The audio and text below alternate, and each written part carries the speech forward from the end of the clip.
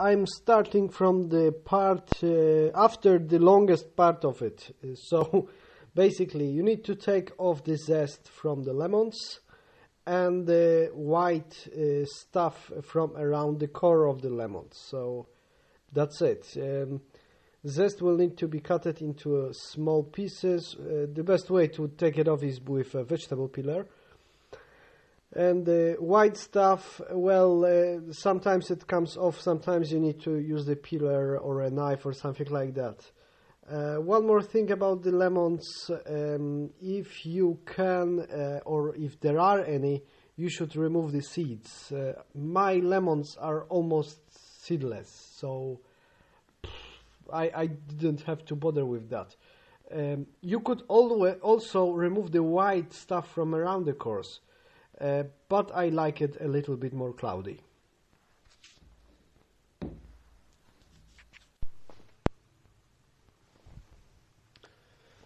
Okay, so here it's already started to boil. Now I'm going to set fire under the other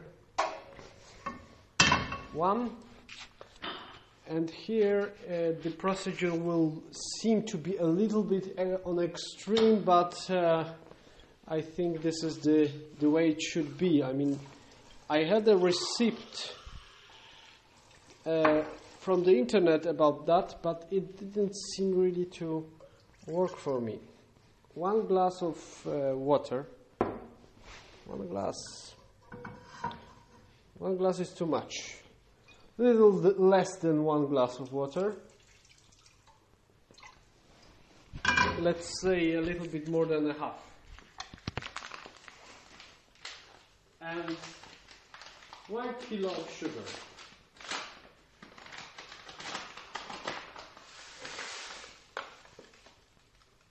That should be enough.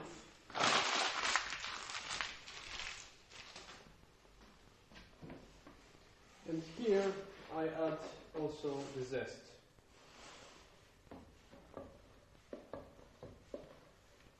As I said, it will seem to be extreme, but the idea is that we want to almost caramelize the zest. We want to have a very, very thick syrup out of it. And the thing is that when you will get too much water and then add the zest, it also contains a lot of water. Now, this step you can omit. I'm adding a little bit of ginger into my lemon mixture, and I continue to mix everything all the time. It's about 2 minutes into the process, so you see the zest released a lot of water. Now it's floaty like water almost. So it's on a medium fire, not too strong, not too weak. It has to get its temperature.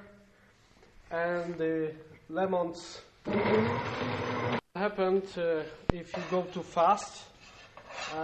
It will start to try to run away. And that means only that there is too much water. It's still too thin. It has to go into a more stable state when the temperature will be very high. If you have a confectionery thermometer, it has to reach about 220 degrees. Something like that. I don't have a thermometer. I just rely on my, let's say, verbal.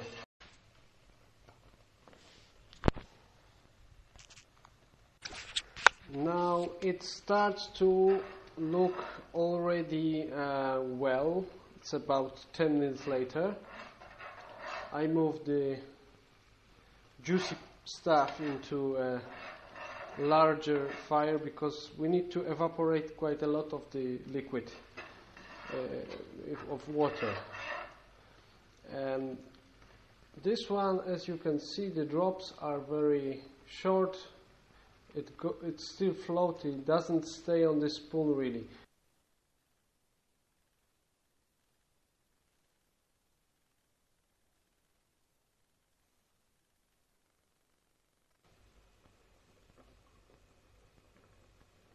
Okay, that's perfect. Now, carefully, we need to add a little bit at the time because it will rise.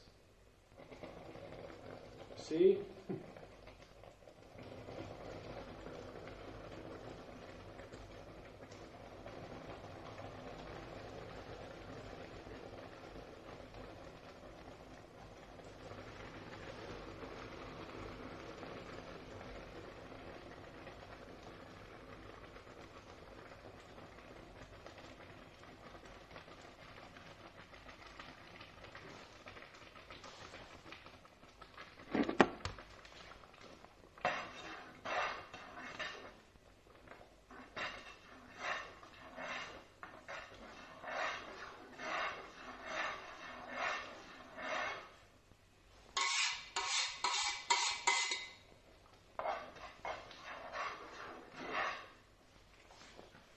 And that would be almost it.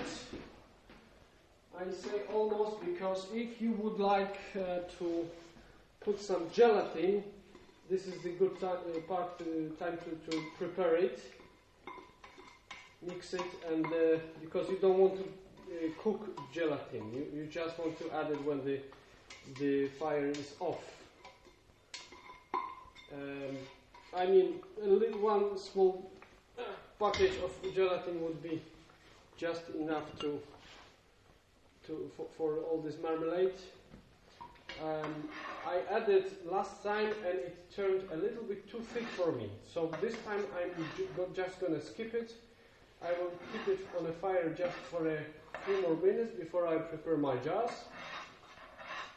and while they will be hot, I'm gonna pasteurize them. You can also leave them to settle down as they are. Now, this is how looks the stuff that I had on the spoon. This is, as you can see, it's set down and it's almost like it's turning into a hard candy. But I don't want to have a hard candy. I'm gonna mix it back into the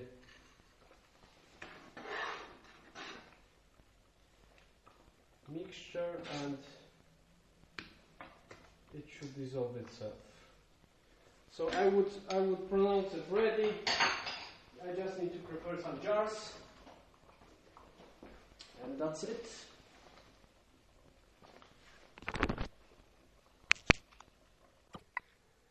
And this is the final effect. As you can see, it's a couple of jars, small ones, with a kilo of sugar in them, some lemons. Everything is still very hot, but this one on the bowl is cool enough to let's say to be eatable. And as you can see, it's set down pretty nicely.